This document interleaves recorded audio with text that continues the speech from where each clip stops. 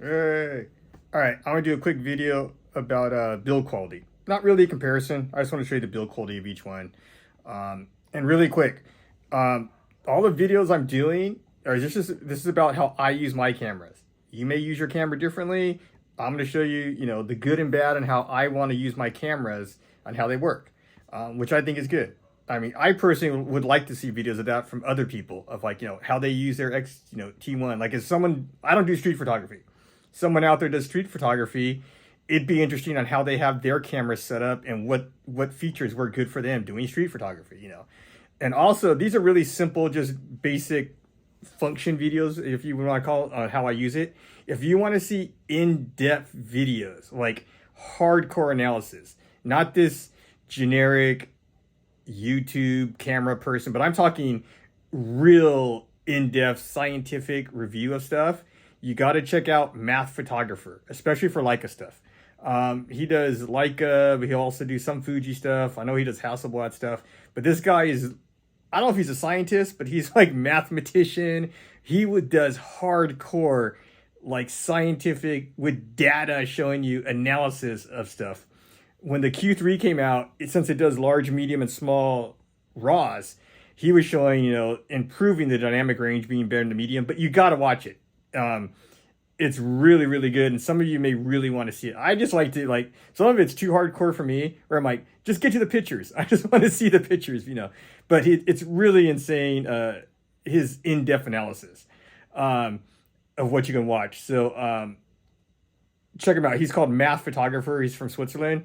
Go over and check out some of his videos. Cause if you're into, especially if you're into the Leica stuff, he does a lot of analysis of that, but he does other gear too. That's pretty interesting. All right, so let me go over real quick the build quality on both of these cameras. All right. Okay, so this isn't really a comparison because they're two different cameras. They're two different price ranges. But I'm just going to talk about the build quality on each one. Like first with the Q3, in case you're interested in a Q3 or maybe you want to buy a Q2 used and, you can't get to one to see one in person. I'm very fortunate. I live, in Southern California. So when I went to buy my Q2 monochrome, which was, like $6,000, I went to the Leica store so I could see one in person and hold it and look at it, do all of that. So in case you can't get to a Leica store, the quality is really nice on this. It's really nice. And you know what? For $6,000, it better be really nice. I mean, the lens, the way the lens moves when you go into manual, especially when you're in manual, the way the lens, oh man, it moves so nice. That's another thing we'll talk about another day. But just, it's nice. Everything's nice, tight. The build quality is really, really great. Is it worth $6,000? I don't know.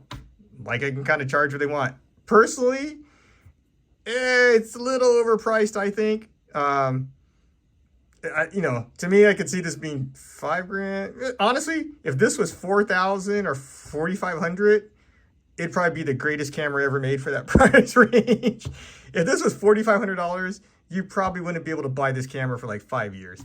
But once again, if you shoot Leica stuff, there's a thing people like to joke, Leica tax. Everything's inflated a little bit. So, but this is really good. So if you can't get to the Leica store and see one of these in person and you're going to order it online, the build quality is fabulous on this thing. It absolutely is. If you're going to buy one used, once again, just be careful. Make sure there's no issues, but man, it's nice. It's really, really nice.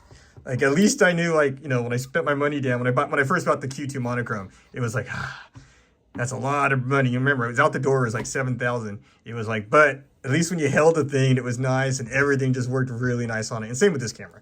So that was that. Now, I really wanted to make this video for the Fuji. Okay, so this is the 6. Like I mentioned before, I've had the 2, the 3, the 4, and the 5. All right, so I've had this for many years. I've shot this camera. I know what this camera feels like. I know how it looks. Okay, everything with it. When this came out and it was announced it was going to be made in China, everyone on the message boards or in, different posts on Fuji rooms, oh, I'm not going to buy it. It's made in China. Oh, the quality's going to be horrible. All that stupid stuff. Get over it, okay? Seriously. There's no issues with this camera. okay, of like some major quality. I gotta be honest with you, I've had all the other ones.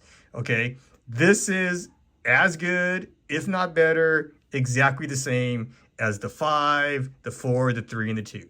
Okay, maybe I got lucky and got the best one they made from China. I don't know, probably not. The finish is very nice. It's even. I think it's actually a little bit brighter than it used to be. I think it was a little dark. I'm talking from like the S. I think over the years they brightened it up, but all the knobs on here, tight, okay? Everything works, okay? Everything's nice when you push it in. Nothing, you don't feel anything loose. Everything clicks nice, how it should. When you go to manual focus, it works. I mean, the manual focus isn't like this. That's a whole nother day to talk about that. Everything's on, it's nice. The finish is good.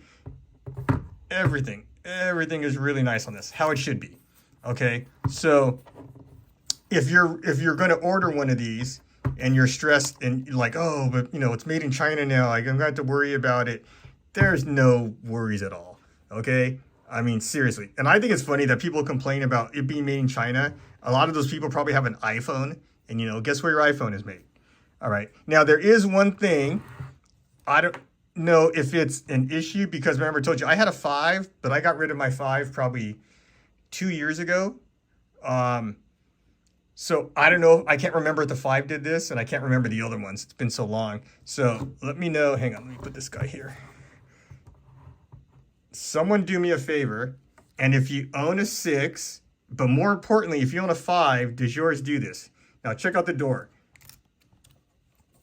Hang on, let me get this out of the way. The door shuts. It's flush, how it should be, but listen, it moves the hair. Okay.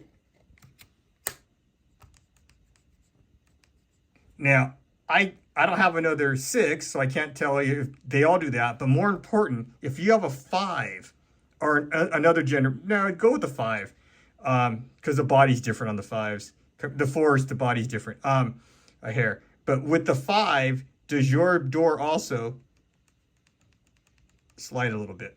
And I thought, I could be wrong, I thought, it may have been a Sony, but I thought there was a hair of a gasket in here. But I could be wrong. That might have been a Sony camera I'm thinking of. But it's flush, it shuts. But let me know if your door makes that little noise. Now, it doesn't bother me at all. I'm just curious. Especially if you have a 5, okay? But yeah, the build quality is fine on this. So if you're thinking about ordering one and you're worried because it's coming from China, it's fine. And I got to tell you, I had problems on my, it was either the 3 or the 4, the X100. It was either my X100 or the X100 I had an issue that came from Japan. See right here? It was around this spot here. Okay. I kind of had a hair of a gap, not a giant gap, but it kind of opened up for a hair.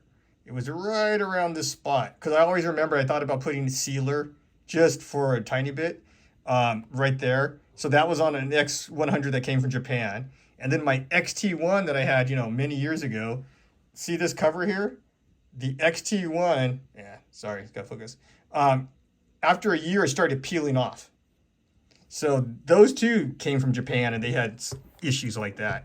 So if you're thinking about getting one of these, but part of you is worried because you see people leaving messages on news groups or in, you know, Fuji rumors like, oh, it's made in China. It's, you know, I'm not going to buy it because it's made in China, you know, as opposed to Japan. Get over it. I'm serious. It's fine. And trust me, I go over these cameras hardcore. Okay, like everyone should. I check everything, and that's one reason I like to buy my stuff from B&H, because the worst thing in the world is buying a brand new camera, and then 2 weeks into it, you have an issue, or you have a messed up dial, and then you could just return it. That's, you know, what's nice about getting it from somebody who will let you return it. And not, you know, 2 weeks is kind of tough. I think if you buy from Best Buy, you only get 2 weeks to return. A month is a good thing to have to be able to go over a camera and use it. And if you don't like it or there's a problem, you can return it. But I'm telling you, everything on this camera is nice. It's tight how it should be, everything.